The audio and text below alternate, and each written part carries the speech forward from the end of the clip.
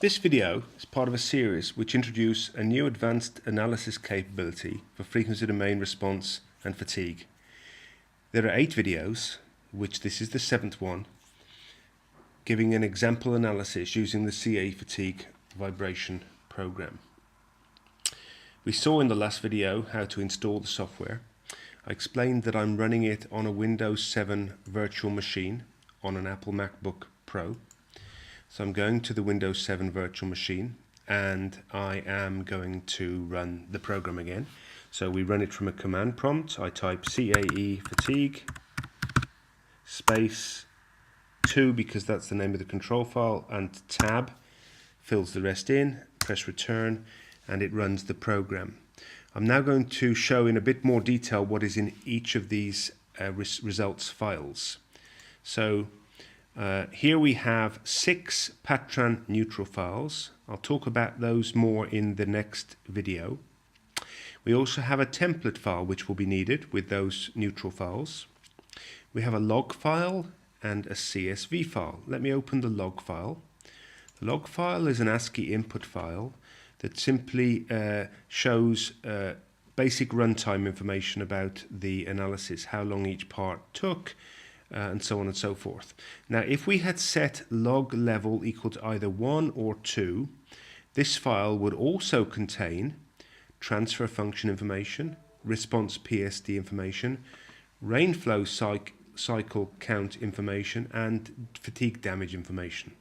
So the file can have anything from minimal amount of information to very large amounts of information for each grid ID.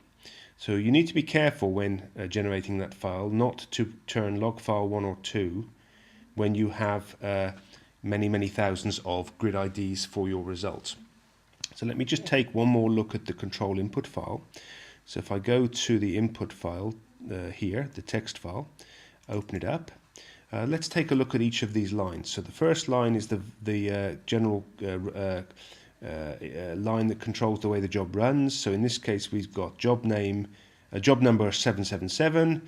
We're requesting CSV plus FEF file results. That's a CSV Excel readable file plus Patran neutral files to be written. It's a Nastran results input. I won't go through each of these, but I mentioned earlier that log level is set to 0 here, and the output name is set to be results 2. So all of the files of whatever type have results 2 as the prefix. Second line defines more information about how to run the job. Here we're specifying we're going to use a Dirlich type analysis. So I won't go through each of these. There's a material ID of 60. There's an option here which has been commented out called LSET, which allows you to limit the part of the model on which you have results. We could have set this to limit results to element 13897. That would have been a useful thing to do if we were turning log level to 1 or 2. So if we wanted the response PSD and transfer function information for that element, we could have turned log level on to 2 or 1 and set the LSET command to only output results to element 13897. The next line relates to units. We're using standard SI units. The next line is an include line which specifies where the material properties are. We'll take a look at those material properties in a minute. The next line is specifying what to do with stresses. In this case, we're requesting sine von Mises, and we're doing no mean stress calculation here. And then the next line asks us for information about the load. This is a sequence card specifying how long to apply each event for. And in this case, we only have one event to apply for 1 second. So if we'd had more than one event, it would have applied them for the specified durations. Then we have a loading card which specifies where to go and get the PSD from and where to get the transfer function information from. So we're specifying the transfer function information from knrandom.op2, and we're doing an include of this particular PSD. So that control file created a bunch of Patran neutral files and also an Excel CSV file. Let's open up the CSV file and take a look and see what's in there.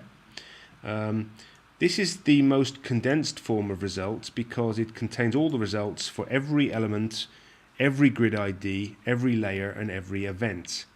So here we can see the results. First of all, the first 4 spectral moments, then the RMS, then the zero crossings and peaks and irregularity factor.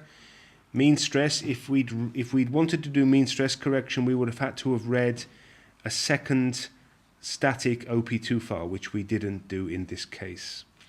There are also then 2 results here for, let me widen this out a little bit, for mean plus 3 sigma, that's in this column, and mean minus 3 sigma. So if you want an indication of the extremes of the stresses at particular grid IDs, that can be a useful parameter.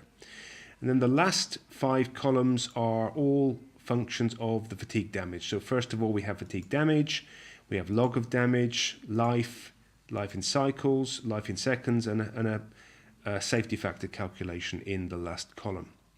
So given that these results are in Excel, we have access to the sorting capability of Excel. So for example, I can do data sort, and then I could sort based on the result with the worst damage. So I could do damage from largest to smallest, and it will then tell me which element on this in this set had the highest damage. In this case, it's an element here, 12994, grid 2622. So that's node 2622, element 12994.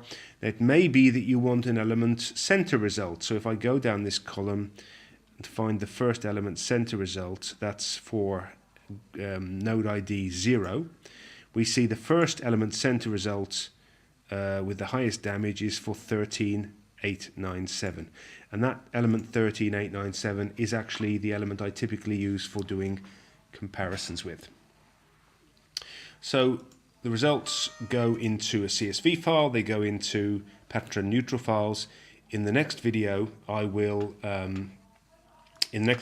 show how to read those results into Patran, and then I will show how Patran can process those results.